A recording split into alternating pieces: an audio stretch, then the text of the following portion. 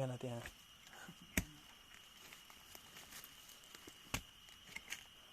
ขุดข้างทางนี้ไหมนี่นะ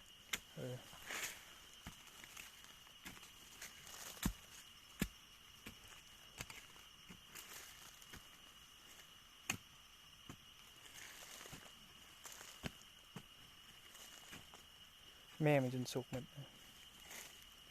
มือหล่นเดี๋ยวสุดกรน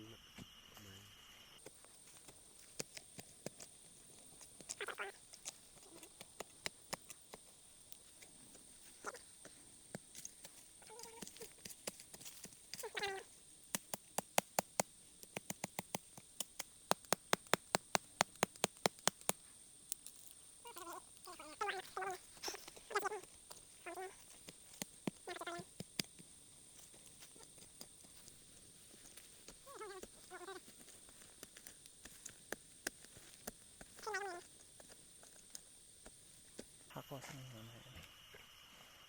โอ้มันคงหาใหม่บ่อยเนี่ยหาใหม่การง่าย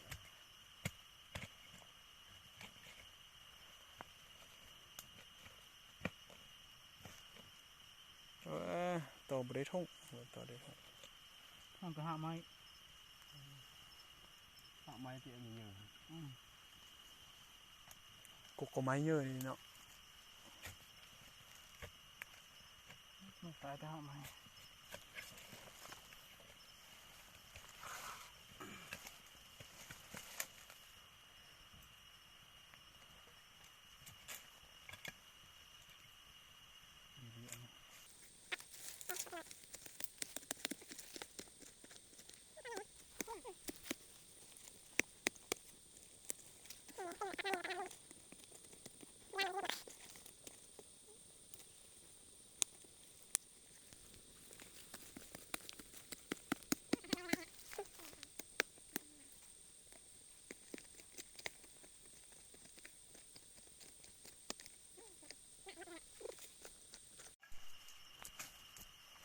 เกี่ยวเถอะเพียง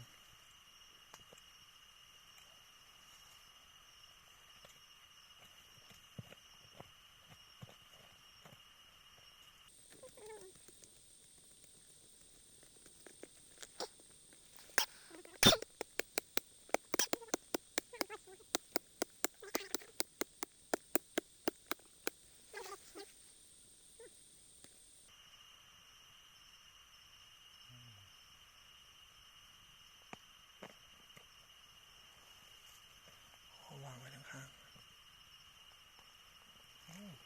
หนักที่ดิน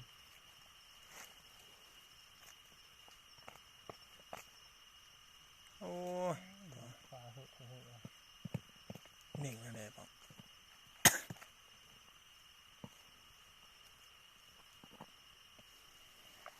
ก็หมด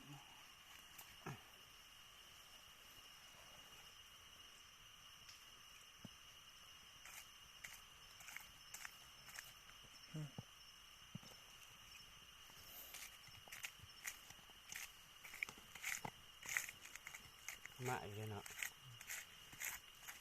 สาบอย่างที่หนึ่งนี่เสียคนอะไรเยอะซาต่อไปให้เอาน้ำมันล้นปีไฟนะตีนเหนียวหมดแล้วก็เอามือเส้นของพื้นบ่อยเจ้ามือสีสีเอาไฟมาไหมทวนไฟมาวางนี่ล้นปีนะ